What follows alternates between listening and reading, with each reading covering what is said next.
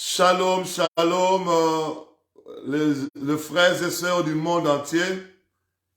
C'est toujours votre serviteur, le pasteur Bienvenu Massia. Nous avons commencé notre vidéo. Alléluia. Si nous pouvons partager pour que le monde entier puisse en bénéficier.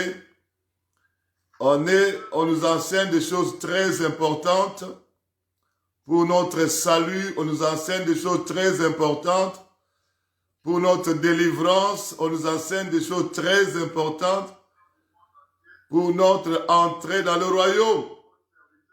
Alléluia. Partagez, s'il vous plaît. Partagez. Et partagez dans des groupes, partagez individuellement, invitez les gens à regarder. Aujourd'hui, je vais prier avant de commencer l'enseignement. Père éternel, nous te disons merci et nous recommandons entre tes mains que tu règnes parmi nous du début jusqu'à la fin, que je disparaisse, que tu apparaisses, que je diminue, que tu croisses, que tu parles à ton peuple par le Saint-Esprit, car il est écrit, c'est poussé par le Saint-Esprit que les hommes ont parlé de ta part. Que le Saint-Esprit glorifie Jésus-Christ de Nazareth, parce que nous allons dire au nom de Jésus-Christ. Que la paix puisse régner dans chaque maison qui nous écoute. Que la paix puisse régner dans la vie de chaque personne qui nous écoute maintenant et qui nous écoutera par la suite. Et que la bénédiction qui ne se fait suivre d'aucun chagrin soit leur partage au nom de Jésus-Christ. Amen. Alléluia. Je suis dans la joie, encore dans la joie de me retrouver devant vous pour partager la parole de Dieu. Et chaque fois que je me retrouve devant vous, je me dis, ça sera peut-être la dernière prédication avant l'enlèvement. Je me dis, ça sera peut-être la première prédication avant que Jésus-Christ ne revienne. Parce que moi, poussé par le Saint-Esprit, je crois que le retour du Seigneur n'est plus pour longtemps. Voilà pourquoi nous devons maximiser dans ce que nous sommes en train de faire. S'il faut prêcher, prêchons avec l'idée que ça sera peut-être la dernière prédication. S'il faut enseigner, enseignons avec l'idée que ça sera peut-être le dernier enseignement. S'il faut se repentir, il faut le faire tout de suite. Il faut pas dire je le ferai demain. Ça sera peut-être la dernière occasion que Dieu t'accorde. Frères bien-aimés, nous sommes en train de parler sur le jour de l'enlèvement de l'Église. Aujourd'hui, c'est notre 4e séance, 4e jour, où nous voulons parler sur le jour de l'enlèvement de l'Église. Et hier et avant-hier, j'avais promis de donner une liste, pas la totalité de doctrines des démons, mais je vais épingler quelques doctrines des démons pour nous amener à comprendre, parce que le diable a tellement lancé des centaines, si pas des milliers de doctrines des démons dans le monde, mais je vais essayer d'épingler quelques doctrines que Jésus-Christ aussi a épinglées dans la Bible dans ces temps de la fin. Avant d'aller entrer dans la profondeur de ce que je vous ai promis, j'aimerais vous dire ceci. Je l'ai dit la deuxième séance, j'avais dit, vu l'importance du jour de l'enlèvement, quand vous allez dans la Bible, vous remarquerez que Dieu a beaucoup parlé. Que ça soit en image, que ça soit en parabole, ou directement, il a beaucoup parlé sur le jour. Et pourtant, c'est un seul jour. Le jour de l'enlèvement, c'est un seul jour. Ça sera, je ne sais pas, un lundi, mardi ou un mercredi. On ne sait pas, ça sera le matin, à midi ou le soir, on ne sait pas. mais ça sera un seul jour de l'enlèvement. Et ce jour-là est tellement important que Dieu a beaucoup parlé de ça, parce que ça détermine la fin du temps de la grâce. Le diable n'est pas content que je dévoile ces choses. Le jour de l'enlèvement, ça sera la fin de l'existence de l'Église sur la terre. Et ça sera également la fin du temps de la grâce. N'oubliez pas que nous sommes sauvés par la grâce au moyen de la foi. Et le jour de l'enlèvement, ça sera comme la clôture du temps de la grâce. Et toi, qui reçois la grâce, et si tu ne sais pas te sauver par la grâce, par la faveur imméritée, Dieu a tout fait le travail. Et toi, tu crois seulement et tu le suis et tu es sauvé.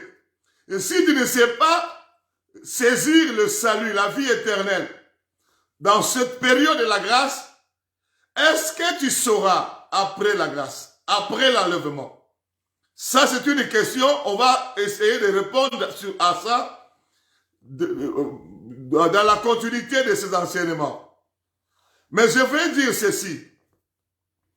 Il y a tellement beaucoup d'images que Dieu a données qui nous symbolisent l'enlèvement. Mais j'étais en train de méditer, une des images m'est revenue. Adam et Ève ont péché. Et la Bible dit le soir, l'Éternel est descendu. L'Éternel est descendu dans le jardin. Alléluia. L'Éternel est descendu dans le jardin. Mais quand il est descendu, il a trouvé Adam et Ève ayant déjà rejeté la vérité. Adam et Ève ayant déjà embrassé le mensonge, embrassé le message du diable, embrassé l'apostasie. Quand le Seigneur descendait, l'Éternel descendait dans le jardin, il n'a pas trouvé Adam et Ève dans la parole. Il a trouvé Adam et Ève, déjà, ils ont abandonné la parole. Déjà, ils ont perdu la gloire. Mais je suis en train de réfléchir. Le Seigneur Jésus-Christ, il est aussi Dieu. La Bible dit, il est monté et il reviendra de la même manière qu'il est monté. Mais quand il va revenir, est-ce qu'il va te trouver toi avec la vérité ou ayant déjà abandonné la vérité comme Adam et Ève? Est-ce qu'il va te trouver toi dans la gloire ou ayant déjà abandonné la gloire? Parce que la Bible dit tous ont péché et sont privés de la gloire de Dieu. Lorsque Adam et Ève ont péché, la gloire n'était plus. Ils se sont rendus compte qu'ils étaient nus. Ils ont perdu la gloire. Et au moment où nous sommes en train de parler, le Seigneur aussi se prépare pour venir. Les temps sont comptés pour qu'il ne revienne. Et lorsqu'il lui-même il a posé la question, lorsque le Fils de l'homme reviendra sur la terre, trouvera-t-il la foi? Adam et Ève, on les a trouvés, la foi n'était plus. Adam et Ève, ils avaient abandonné la vérité.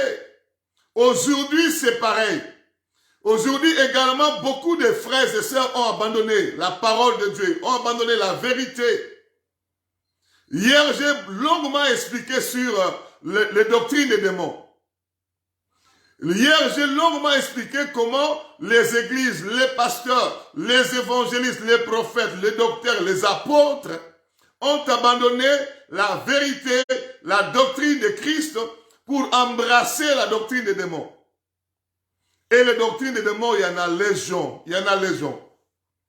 Mais j'avais promis 2 jours passés que je vais essayer d'épingler un certain nombre de doctrines. Si vous voulez lire ces doctrines des démons, allez-y dans Apocalypse chapitre 2 et dans Apocalypse chapitre 3. Là où le Seigneur Jésus-Christ a épinglé lui-même un certain nombre de doctrines des démons. Il a parlé de la doctrine de Balaam, de Jézabel.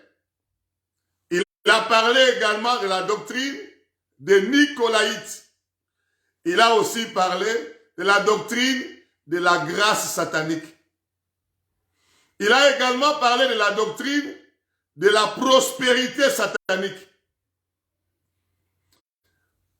Je ne sais pas si je peux vous donner ça en détail aujourd'hui, que Dieu me fasse grâce. La doctrine de Balaam, je commence par là. C'est dans Apocalypse chapitre 2, verset 14. La doctrine de Balaam. Balaam, je vais vous lire ça, et vous allez, je n'aurai pas le temps de beaucoup expliquer, ce sont des choses que j'ai écrites dans mon deuxième livre, et je vais bientôt vous donner ça gratuitement, et vous aurez le temps de lire dans la profondeur. Dans le livre de Apocalypse chapitre 2, verset 14, là on nous parle de la doctrine de Balaam. Qu'est-ce que la Bible nous dit? Dans Apocalypse chapitre 2, verset 14.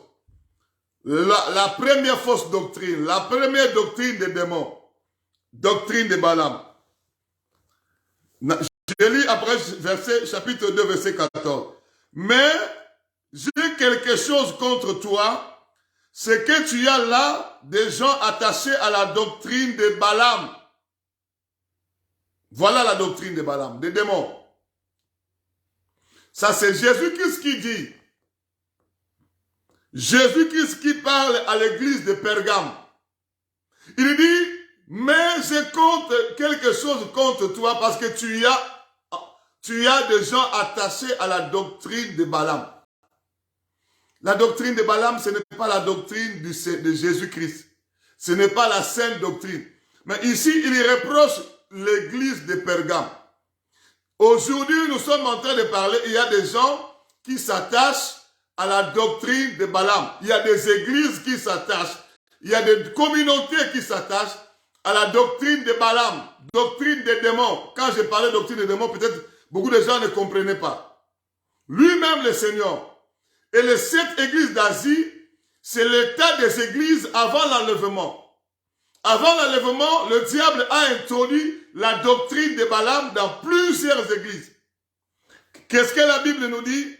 Balaam qui enseignait à Balak à mettre une pierre d'achoppement devant le fils d'Israël pour qu'il mange des viandes sacrifiées aux idoles et qu'il se livre à l'impudicité. Alléluia. Et la doctrine de Balaam, ce n'est pas seulement dans Apocalypse chapitre 2, verset 14, mais c'est aussi dans 2 Pierre chapitre 2, je vous donne des versets, peut-être que vous-même vous allez encore lire ça à la maison. 2 Pierre chapitre 2, verset 15. 2 Pierre chapitre 2, verset 15. Je vais encore vous le lire. J'allais passer, mais je trouve que c'est intéressant que je vous donne ne fût-ce que des versets et expliquer un peu pour que chacun de nous puisse comprendre que dans ces temps de la fin, il y a des doctrines de démons qui sont installées dans les églises. Peut-être que ton pasteur te donne la doctrine de Balaam et que tu sois averti. Tu sois averti, que tu puisses comprendre que des fausses doctrines existent, que les doctrines de Balaam aussi existent. 2 Pierre chapitre. Alléluia. J'avais dit 2 Pierre chapitre... Attendez, je vais vérifier ça.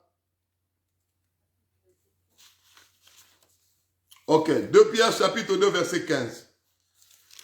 2 Pierre chapitre 2 verset 15. Qu'est-ce que la Bible nous dit dans 2 Pierre chapitre 2 verset 15?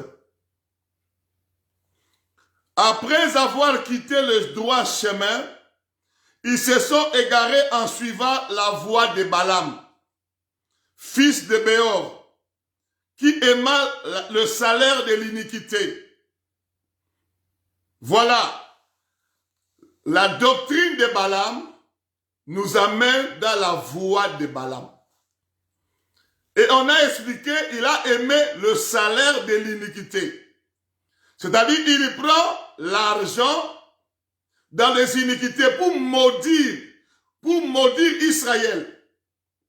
On lui donne l'argent pour faire du mal à l'œuvre de Dieu, pour faire du mal au peuple de Dieu. C'est la doctrine qui pousse aux gens de gagner l'argent pour chercher à détruire l'œuvre de Dieu. Pour chercher à jeter la malédiction dans l'œuvre de Dieu. C'est ce que Judas a fait aussi. Il a pris l'argent pour vendre Christ. Et c'est ce que beaucoup de gens font maintenant. Il y a même des gens qui... J'ai vu un jour un prophète. Un enfant est venu. J'ai reçu un prophète. À l'époque, on était encore dans le christianisme moderne. L'enfant vient demander la prière. Le prophète dit, tu n'as pas l'argent, je ne peux pas prier, je ne peux pas prophétiser sur toi.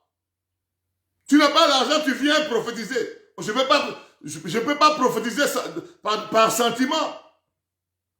Il faut que tu donnes l'argent. L'enfant est venu me dire, pasteur, je n'ai pas compris. Le pasteur là, je lui ai reçu, je disposais mon véhicule pour le transporter partout où il allait. Mais j'ai demandé la prière, il dit, il faut que je donne l'argent. Il faut que je donne l'argent. Si tu n'as pas l'argent, tu peux t'en aller. C'est-à-dire, le frère était choqué. Mon frère, j'ai vu également un prophète, quelque part dans le monde, il disait aux gens, une prophétie ne peut pas coûter moins de 300 euros. Une prophétie, ça ne peut pas coûter moins de 300 euros. Et le prophète dit au petit prophète comme ça. C'est-à-dire que celui qui n'a pas d'argent n'a pas droit à la prophétie.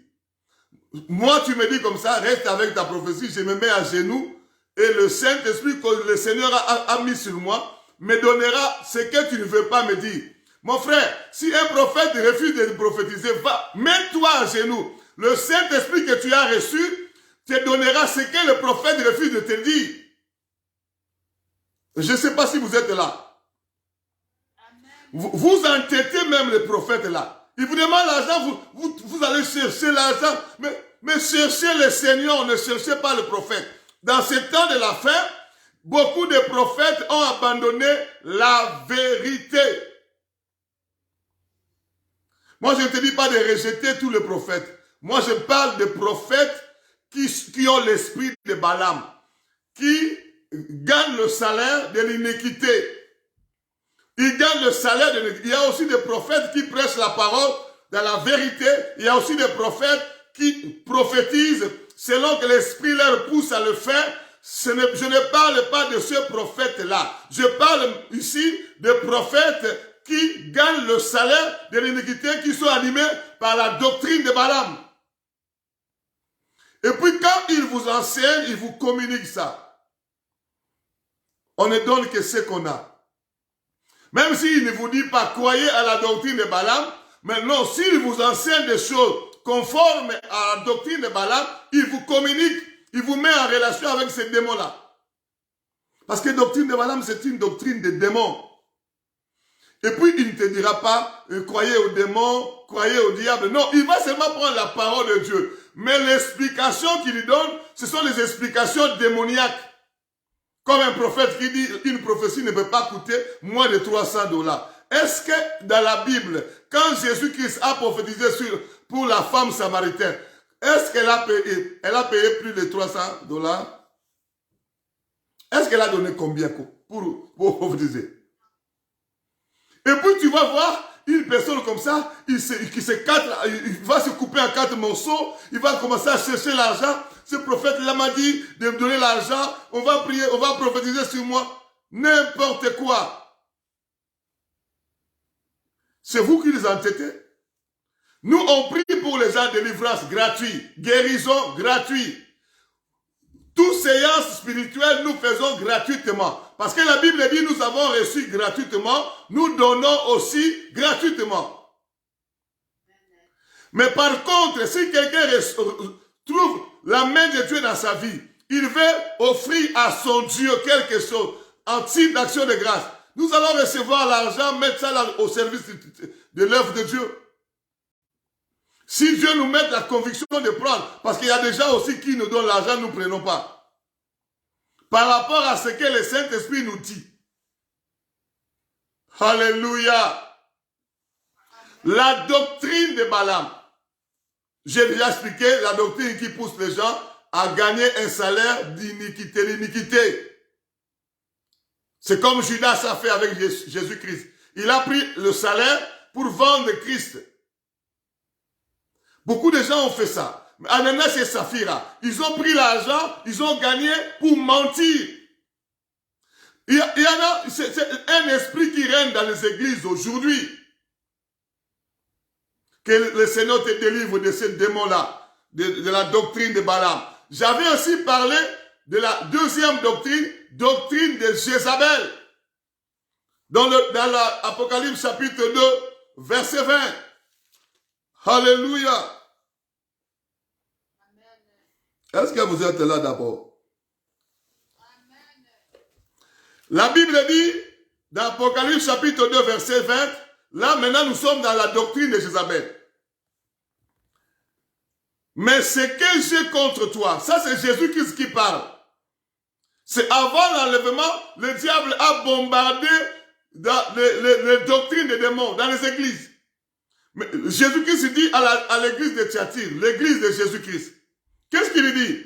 Mais ce que j'ai contre toi, c'est que tu laisses la femme Jézabel, qui se dit prophétesse, faire quoi? Enseigner et séduire mes serviteurs. Pour qu'ils se livrent à la débauche et qu'ils mangent des viandes sacrifiées aux idoles. Voilà. Autre doctrine des démons.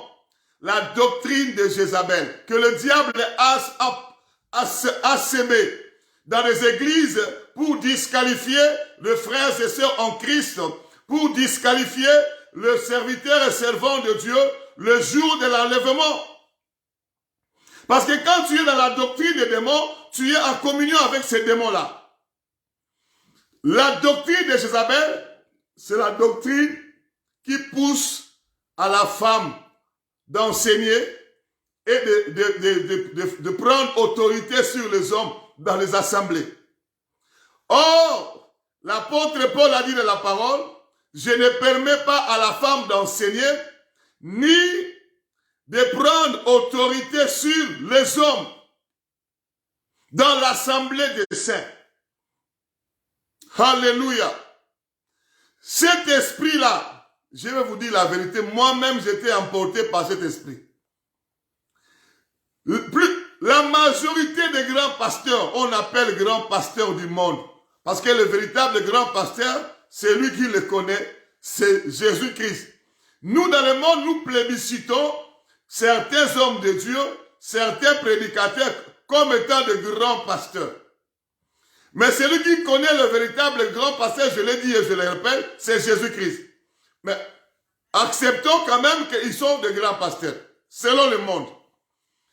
Tous les grands pasteurs qui ont des avions, qui prient le stade plein, la majorité de ces grands pasteurs-là ont pris leurs femmes, ils les ont consacrés au ministère, ils les ont donné l'autorité sur les assemblées.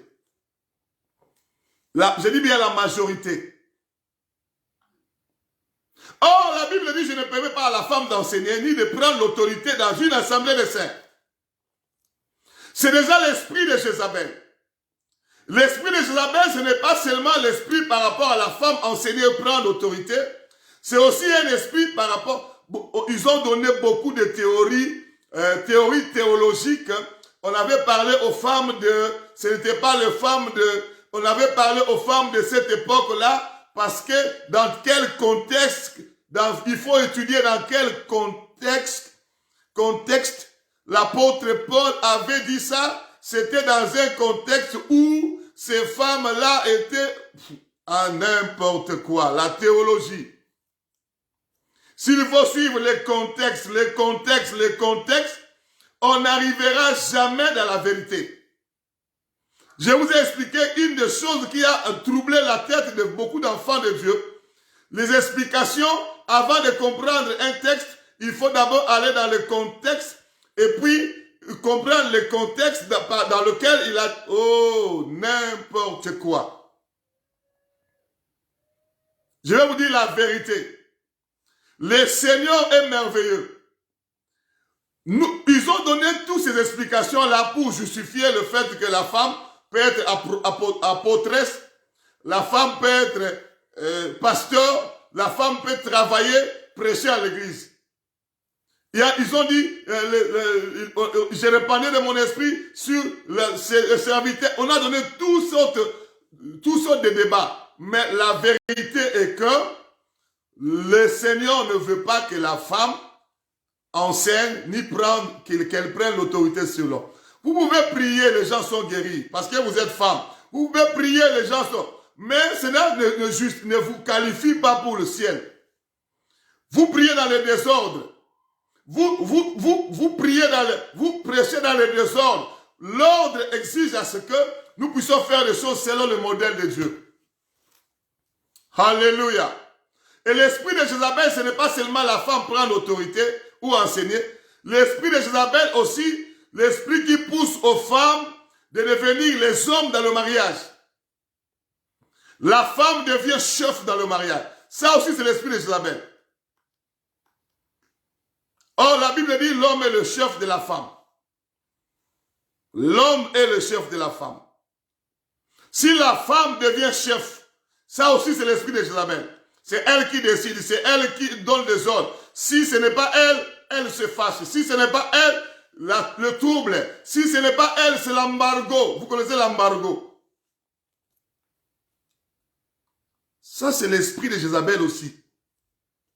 L'esprit de Jézabel, c'est aussi les hommes qui s'autoproclament. La femme qui se dit prophétesse, l'esprit qui pousse aux hommes et aux femmes de s'autoproclamer. Quelque chose que Dieu ne l'a pas appelé, quelque chose que Dieu ne lui a pas donné à faire. Tu te pointes là. Ça aussi, c'est l'esprit de Jézabel. Et l'esprit de Jézabel, avec la doctrine de Jézabel, c'est aussi la séduction. La beauté de séduction.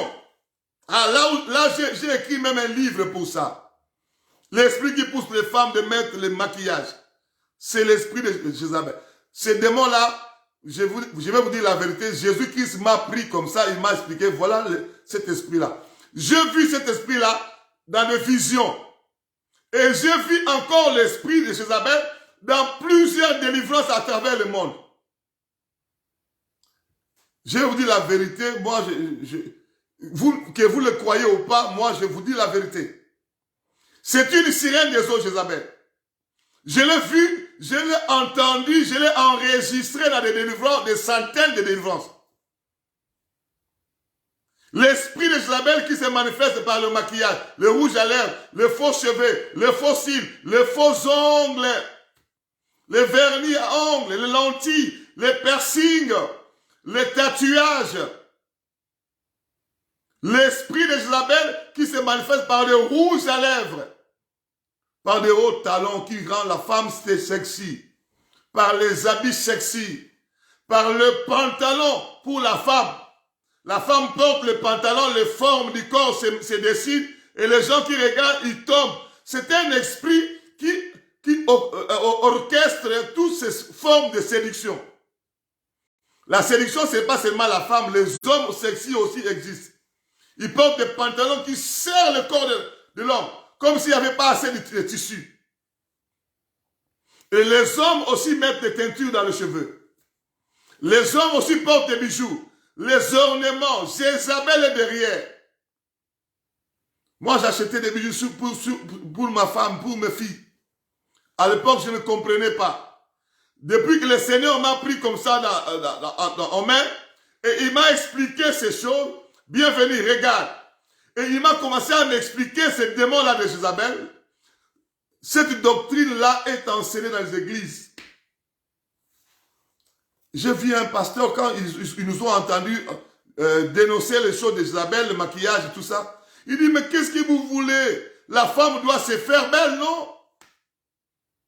Un pasteur dans une église, il dit, la femme doit se faire belle. Et les femmes ont crié, Amen. Mais ça, c'est une abomination. Comment tu peux dire que la femme doit se faire belle? La femme a déjà été créée belle. Quand tu suggères à la femme de se faire belle, ça veut dire que tu l'envoies vers Jézabel. Parce que c'est Jézabel qui propose des choses qui poussent les femmes à se faire belles. Et la beauté que les femmes reçoivent là, c'est la beauté de Jézabel, la beauté des sirènes des eaux. Le fossile, le maquillage. Et cette beauté-là, la sirène des eaux voulait à ce que son visage soit regardé, convoité sur la terre, mais elle ne s'est pas sortie elle-même, Jézabel. Elle se fait représenter par toi qui te maquille. Et l'objectif de toutes ces choses, la maquillage, fossile, tout ça, l'objectif c'est la séduction, l'objectif c'est l'impudicité. Et c'est Jézabel qui est là. Et j'ai écrit tout un livre pour donner gratuitement au monde entier. Et je donne ça gratuitement. Quand j'ai écrit le livre, j'allais vendre. Le Seigneur m'a dit, non, ne vends pas, bienvenue. Donne ça gratuitement. J'avais déjà fait un contact avec une édition. Ils ont regardé le livre comme ça, ils étaient enthousiasmés. Ils ont dit, donnez-moi votre argent et votre carte compte bancaire. Parce que quand on va vendre le livre dans le monde entier, on va mettre l'argent dedans. Moi, je disais à ma femme, tu vois comment les millions vont venir dans mon compte. J'étais tout content. Quand j'ai commencé à prier, le Seigneur m'a dit, non, non, non, tu ne vas pas vendre ça. Tu vas donner ça gratuitement à tous les hommes de Dieu dans le monde. Tu vas donner ça gratuitement à tous les enfants de Dieu dans le monde. Et je vous dis, chaque personne qui tient ces livres-là pour lire, il ne dort plus sur son oreiller. Il se réveille, il commence à se poser des questions. Que parce que nous avons dévoilé Jézabel, la sirène, nous avons dévoilé dans le monde entier. Mais il y a des églises qui laissent Jézabel. Qui laissent Jézabel enseigner. Qui laissent la doctrine de Jézabel s'installer dans les églises. Plus de 90% d'églises dans le monde entier ont laissé l'esprit de Jézabel régner. Ont laissé les enseignements de Jézabel régner dans les églises. C'est bizarre. C'est bizarre. À un moment, je me dis, quand je réfléchis sur ça, je me dis pourquoi Dieu vraiment a choisi bienvenue pour lui expliquer ces choses. Et c'est pourquoi je ne dirai jamais assez merci à Dieu. Je le dirai toujours merci parce que j'allais vers l'enfer avec ma Bible, ma grosse Bible en main. Et il a eu pitié de moi. Il m'a mis en face de cet esprit-là. Il a commencé à m'expliquer. Voilà l'esprit de Jézabel. Autre fausse doctrine. Il y en a beaucoup, hein. La doctrine des Nicolaïtes. À part la doctrine des Nicolaïtes, il y a aussi, bon, attends, je vais vous donner le verset, comme ça vous allez lire vous-même. Hein. Il y a une centaine de fausses doctrines. Mais je vais épingler les doctrines que Jésus-Christ a fait allusion dans l'Apocalypse. Doctrine Nicolaïte, Apocalypse chapitre 2, versets 15 à 16. Apocalypse 2, 15 à 16.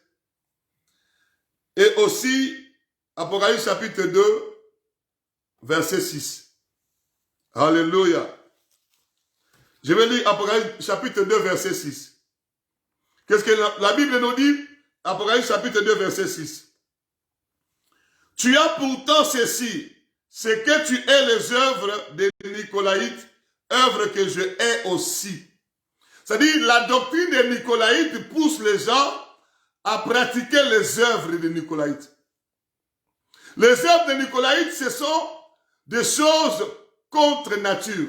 Ce sont des choses qui, quand j'ai étudié cette expression-là, Nicolaïte, ce sont simplement des choses qui poussent les gens dans l'impudicité, dans tout ce qui a culte de sexe.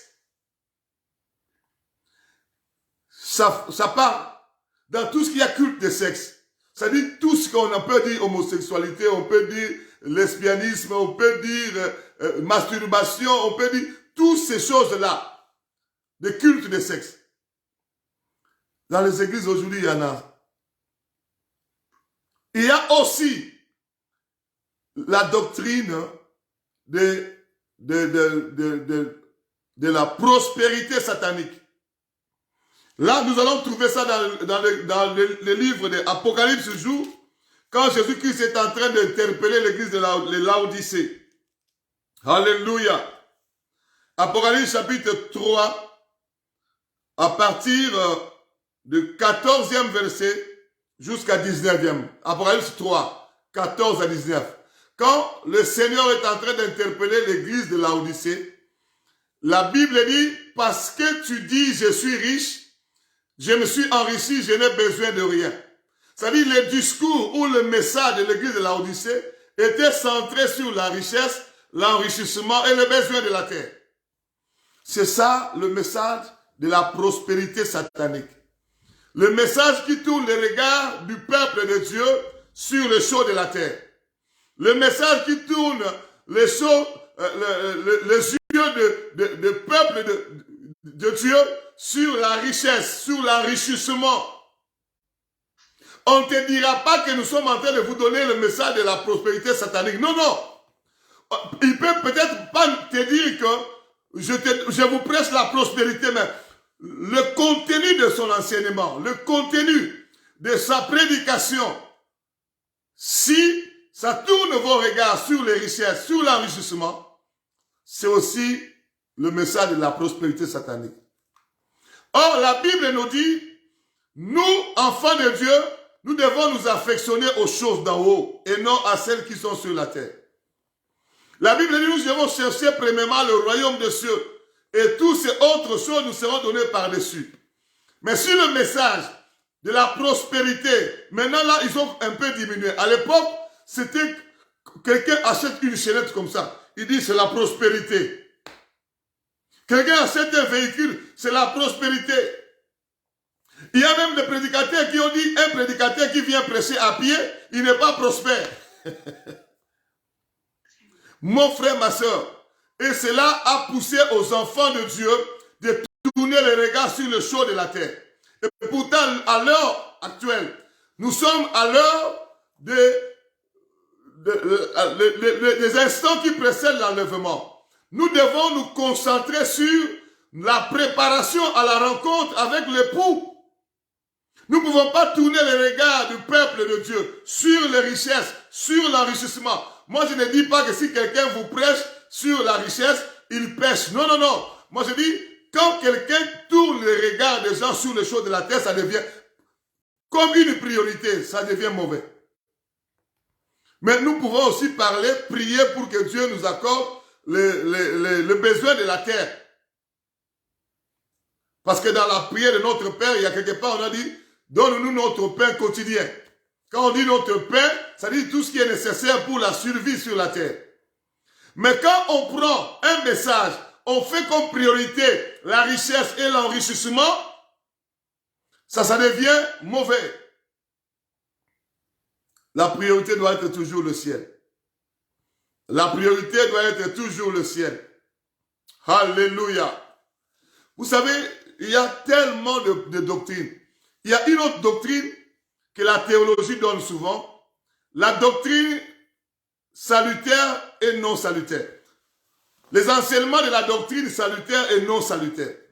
Et ils disent, quand vous lisez une écriture et vous commencez à expliquer que vous devez suivre ça, vous devez faire attention pour ne pas rater le ciel, ils vous disent, non, cette écriture-là n'est pas salutaire.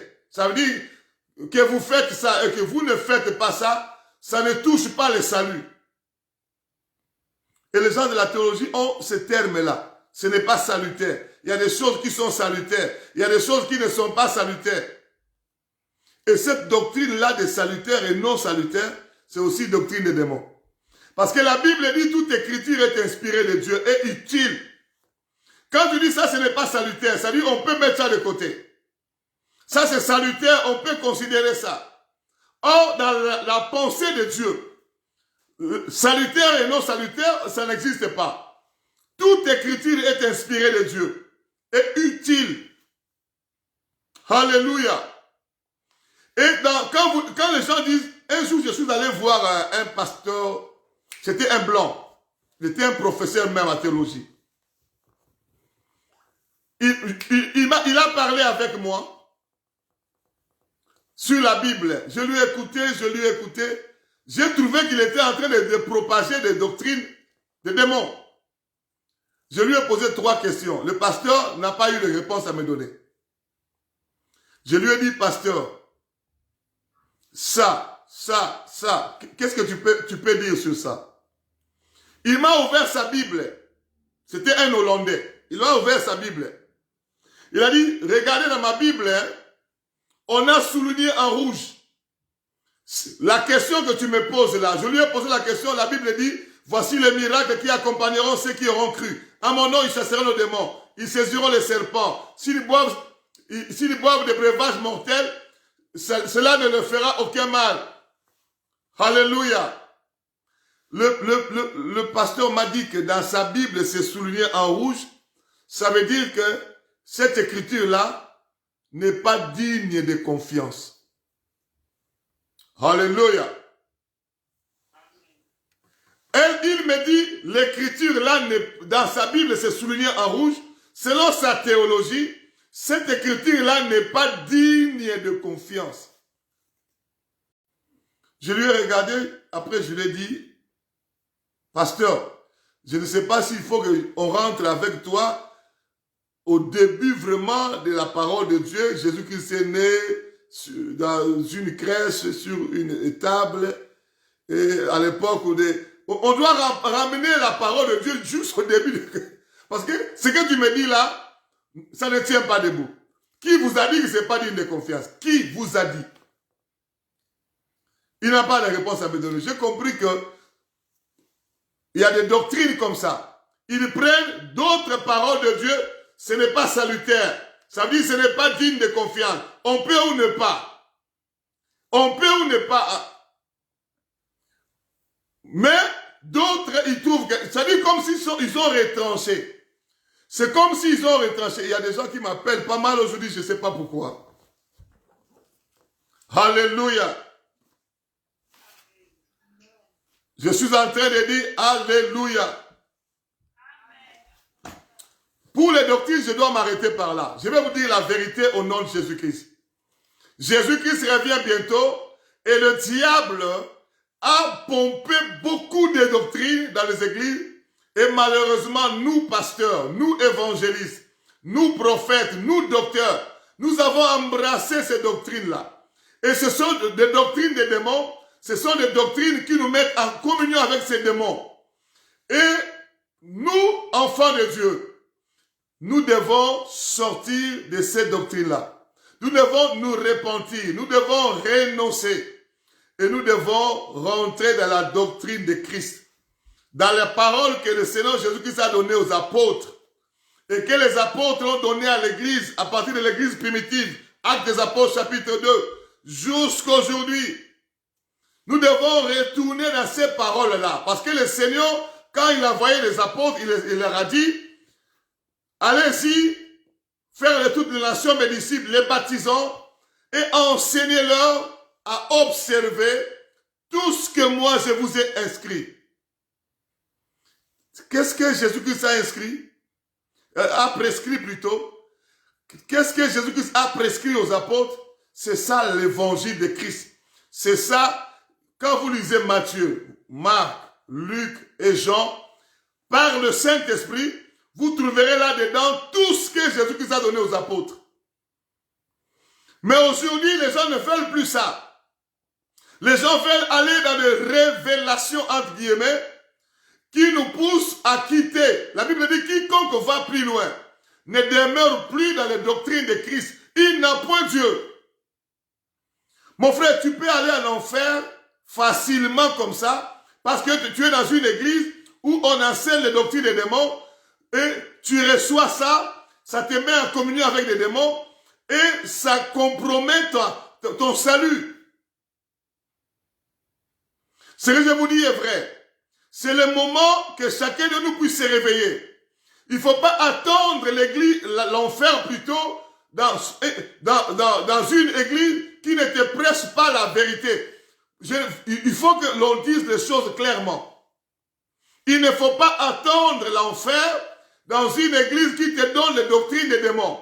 Parce que les doctrines des démons te mettront en relation, en communion avec les démons.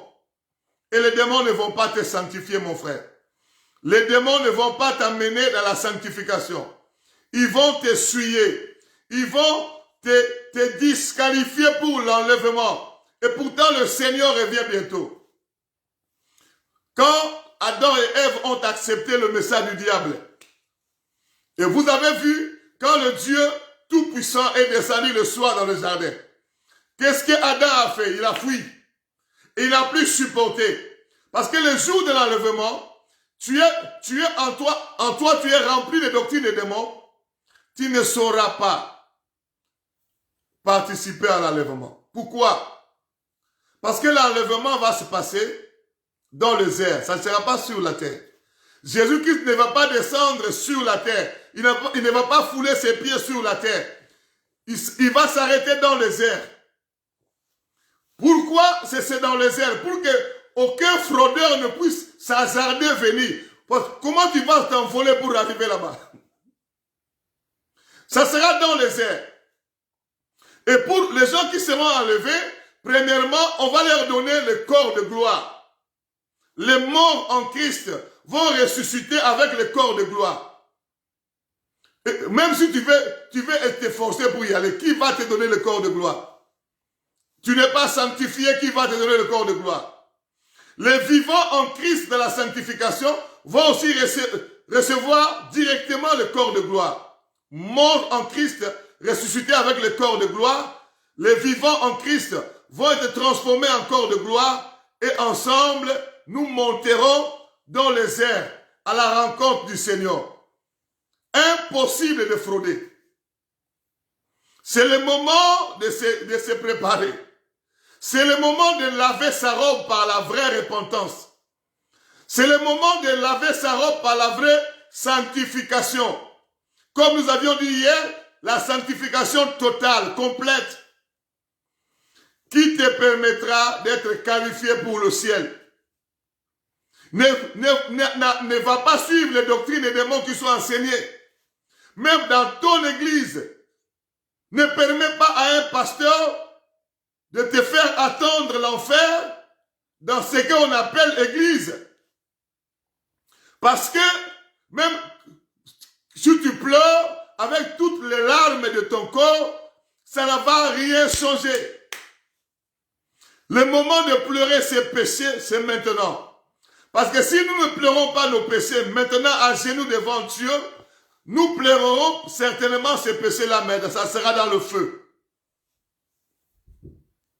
Si nous ne voulons pas nous repentir maintenant là, nous allons nous repentir, mais ça sera dans le feu et ça sera trop tard. C'est le moment d'entrer dans la repentance. Arrête un peu de demander le mariage, l'argent. Arrête un peu de demander le voyage. Arrête un peu de demander le saut de la terre.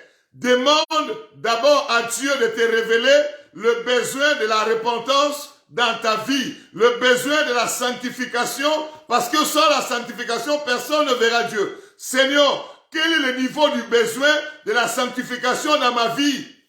Qu'est-ce qui me manque encore? Parce que tu as dit que le saint se sanctifie encore. À quel niveau de ma vie je dois me sanctifier encore? Il faut demander ça à Dieu. Au lieu de crier, de pleurer, de jeûner par rapport au saut de la terre. D'abord, cherchez le royaume. D'abord, cherchez la justice de Dieu. Et toutes ces choses, la Bible dit, vous seront données par-dessus. Et le diable, pour compliquer les enfants de Dieu, il a lancé les paroles, la parole. C'est exactement ce que le diable a fait avec Adam et Ève. Dieu a donné la parole, il est monté. Le diable a remplacé, il a bombardé le mensonge. Malheureusement pour Adam et Ève, ils ont accepté le mensonge, ils étaient séparés de Dieu, ils étaient en communion avec le diable. La Bible dit, l'homme est esclave de celui à qui il obéit. Lorsqu'ils ont obéi au diable, ils sont devenus esclaves du diable. Aujourd'hui, beaucoup de gens qui sont dans nos églises sont... Pourquoi quand nous prions là, nous faisons des délivrances, les démons se manifestent dans le corps des chrétiens? Pourquoi? En principe, un démon ne peut pas se retrouver dans le corps d'un chrétien. Parce que nous avons accepté d'autres messages que la vérité. Parce que nous avons embrassé d'autres choses que la parole de Dieu. Et ça a donné maintenant le droit au diable de pénétrer dans nos vies. Le droit au diable de nous mettre en communion avec ces démons. Nous avons besoin de la repentance. Nous avons besoin de la repentance. Nous avons besoin de la repentance. Et je prie Dieu que par ces faibles mots que nous sommes en train de faire sortir, la puissance du Saint-Esprit puisse te saisir et me saisir pour que nous soyons arrachés du main du diable, pour que nous puissions entrer dans la profondeur de la repentance et que le sang de Jésus-Christ lave nos robes, que nous soyons sanctifiés, totalement sanctifiés, que nous puissions nous dépouiller des œuvres du diable au niveau de nos cœurs, au niveau de nos corps, enlever le maquillage, enlever les faux cheveux. Je vous confirme qu'il y a des démons sirènes des eaux derrière le maquillage, rouge à lèvres, faux cheveux. Je vous le confirme, c'est moi, avec Jésus-Christ, nous sommes allés dans le monde des ténèbres, il m'a montré, il m'a expliqué. Et non seulement il m'a montré et expliqué, quand je suis rentré dans le monde des hommes, j'ai fait des centaines et des centaines de délivrances, j'ai vu la sirène de maquillage, la sirène de rouge à lèvres, la sirène de faux cheveux, de maquillage, de lentilles, de bijoux, la sirène de tatouage, de persil, la sirène de hauts talons qui rend la démarche sexy, séduisante, la sirène de décapage de la peau. Tout ça, c'est Jézabel. Tout ça, c'est Jézabel. La peau, tu changes de couleur. Tu prends l'hydroquinone, ça change de couleur. Mais qui va te faire entrer dans le royaume? Quand tu détruis le temple de Dieu avec ces choses-là, tu détruis le temple de Dieu spirituellement. Parce que tu le mets en communion avec les démons. Tu détruis le temple de Dieu physiquement. Parce que quand tu mets tes tuages, tu détruis le corps. Quand tu mets piercing, tu détruis le corps. Quand tu mets le produit pour changer la couleur de ta peau, tu détruis la peau. Quand tu mets le maquillage, tu détruis la peau. C'est comme si tu as la haine de ce que Dieu t'a donné à être. La Bible dit, si quelqu'un détruit le temple de Dieu, Dieu le détruira aussi. On n'a pas dit Dieu viendra chercher quelqu'un qui détruit le temple pour l'amener au ciel. Non. Il dit, si donc quelqu'un détruit le temple de Dieu, Dieu le détruira aussi. Et l'endroit choisi pour détruire par Dieu, c'est l'enfer. Et pourtant, Dieu ne t'a pas créé pour que tu te retrouves en enfer. Moi, je suis en train de prendre mon courage avec les deux mains pour vous dire, parce que ça m'a coûté beaucoup de haine, beaucoup de rejet, beaucoup d'insultes. Dans le monde entier, il y a des gens qui n'ont pas compris, qui m'ont insulté. Mais je prends le risque, je supporte encore, j'accepte qu'on rajoute d'autres insultes pour te dire la vérité. Parce que je veux qu'en ces jours-là, que tu n'aies pas à rougir. Tu es femme d'un pasteur. Surtout les femmes des pasteurs qui refusent à ce que leur mari puisse prêcher la vérité. J'ai déjà vu beaucoup de femmes de pasteurs. Le mari prend la décision de prêcher la vérité. Elle saisit le mari comme ça. Tu ne peux pas. Ou bien ça ne va pas marcher avec toi et moi. Ça ne va pas marcher. Je reçois des confessions de pasteurs venir me dire, j'ai décidé de prêcher la vérité. Ma femme ne veut pas. Et généralement, les femmes qui ne veulent pas que leur mari prêche la vérité, elles finissent par vaincre le mari. C'est ça que j'ai constaté. C'est un peu comme Adam et Ève. La femme a accepté le message du diable et elle est allée convaincre Adam. Toi, mari, qui veut prêcher la vérité et que ta femme ne veut pas, prêche la vérité. Même s'il met beaucoup de piment dans la nourriture, prêche la vérité. Elle rajoute beaucoup de sel dans la nourriture, prêche la vérité.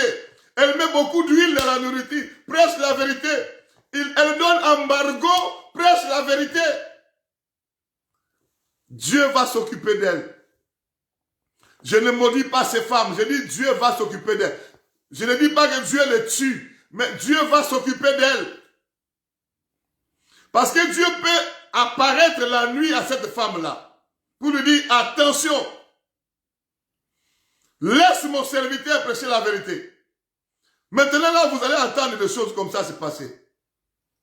Dieu apparaît à la femme dans la chambre pour lui dire attention, laisse mon serviteur prêcher la vérité. Il n'y a pas que les femmes qui refusent que le mari, mais il y a aussi les hommes qui refusent que leur femme se dépouille, se sanctifie. Il y a aussi des hommes qui sont comme ça. La femme veut se dépouiller, l'homme refuse. Ma soeur, si l'homme refuse, ne dis pas femme, soyez soumise, tu remets ça. Tu iras en enfer avec ton homme. Si il refuse, tu te sanctifies, sanctifie-toi toujours. Parce que le salut est individuel. Deux personnes seront sur un même lit, l'une enlever, l'autre laisser. Je ne te dis pas de manquer du respect à cet homme-là. Mais quand tu te sanctifies, ce n'est pas le manquement de respect. Tu obéis à Dieu. La soumission, ce n'est pas dans le péché. La soumission, ce n'est pas dans les iniquités. La soumission, ce n'est pas dans le mal. On se soumet conformément à la parole. Il ne peut pas venir te dire, femme, soyez soumise pour que tu refuses de te dépouiller. Dépouille-toi. Explique à ce mari-là que je me dépouille pour le salut de la famille aussi. S'il ne veut pas, Dieu un jour va apparaître à cet homme-là pour lui dire, laisse ma servante. Je vais vous dire là, je vais vous donner un témoignage. J'ai un ami pasteur à Kinshasa. Lui, il ne voulait pas que sa femme puisse se dépouiller. Et sa femme a enlevé tous ses perruques, tout ça, ses cheveux brésiliens. Lui, il était très fâché que la femme ait abandonné ça. Il dit à sa femme, mais quand tu vas à l'église, tu peux enlever. Mais à la maison, moi, je veux que tu mettes les cheveux là qui descendent comme ça. Et puis quand tu fais comme ça, ça me fait du bien. Quand tu fais comme ça, tu fais comme ça. Et une nuit, il a vu une grande main sortir avec un fouet. La main de Dieu. Toi, ma servante veut se dépouiller, se sanctifier pour le ciel. Toi, tu la persécutes. Il a fait comme ça. Il a fait comme ça. Pardonne-moi. Pardonne-moi. Il a fui, il est allé se cacher. Le fouet a frappé le béton. Le béton était comme ça. Écrasé. Il dit, tu dois demander pardon à ma servante. Tu dois demander pardon à l'église. Et il est allé demander pardon à sa femme et à l'église. Il a compris que ces choses de dépouillement, d'enlever le maquillage, de faux cheveux, de faux cils, de faux ongles, d'enlever les habits sexy, c'est réellement Dieu. Aujourd'hui, il ne parle plus. Il a laissé sa femme comme ça. Il prêche maintenant cette parole. Si jusqu'à aujourd'hui, Dieu ne t'interpelle pas que tu dois te dépouiller, je ne sais pas, peut-être que tu n'es pas brebis. Parce que les brebis sont interpellés d'une manière, même si il va dans le sens de refuter la parole, Dieu va intervenir toujours dire, attention, rentre. Il y a ma fille ici en ligne, il avait repoussé la sanctification. Il est rentré dans le christianisme moderne. Un jour, elle était en train de travailler dans son salon. Le Seigneur est apparu, a parlé, abandonne ces choses.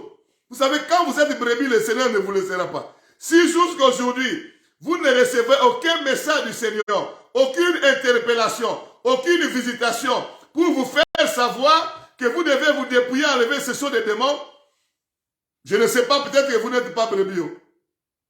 Je dis peut-être que vous n'êtes pas brebis. Mais je prie Dieu que le jour de l'enlèvement, toi et moi, nous ne puissions pas manquer. Est-ce que tu peux crier vers Dieu, Seigneur, aide-moi à fuir les doctrines des démons. Aide-moi à me cramponner à la parole véritable de Jésus-Christ, à la sainte doctrine. Prions le Seigneur. Alléluia. Prions le Seigneur. Seigneur, aide-moi. Seigneur, aide-moi. Seigneur, aide-moi. Seigneur, aide-moi. Aide-moi, Seigneur. Je prie dans le puissant nom de Jésus-Christ. Malgré que je prêche, malgré que j'enseigne, je ne suis pas encore arrivé. Aide-moi aussi à arriver, à me cramponner, à être enraciné dans la doctrine de Jésus-Christ, à être enraciné dans ce que Jésus-Christ veut, à pratiquer la parole de Dieu, à pratiquer la parole selon la vérité, à vivre selon la parole, dans le nom de Jésus-Christ. Dans le nom de Jésus-Christ, mets loin de moi les doctrines des démons, mets loin de moi les doctrines sataniques, mets loin de moi l'apostasie qui nous mettent en communion avec les démons, que je sois libéré de ces esprits-là, dans le puissant, merveilleux nom de Jésus-Christ, dans le puissant, merveilleux nom de Jésus-Christ. Révèle-moi ce que je dois faire pour me sanctifier encore. Révèle-moi, Seigneur, révèle-moi, Éternel, comment je dois me sanctifier encore? Dans quel domaine je dois faire les efforts? Qu'est-ce que je dois encore enlever? Qu'est-ce que je dois encore me dépouiller? Comment je dois encore me dépouiller pour me laver ma robe, pour me sanctifier encore et encore? Aide-moi à comprendre ta volonté. Donne-moi le courage de rester du côté de la vérité. Donne-moi le courage de me repentir encore et encore. Donne-moi le courage de me sanctifier encore et encore. Donne-moi le courage de me préparer pour le ciel. Prie ma soeur, prie mon frère. Le salut est individuel. Si à gauche et à droite les gens refusent, toi choisis la vie, choisis la vie. Le Seigneur t'aime, c'est pourquoi il te parle. Il ne veut pas que tu puisses croupir dans le feu de l'enfer. Il ne veut pas que tu puisses souffrir. Il te parle parce qu'il t'aime. Parce qu'il t'aime. Alléluia.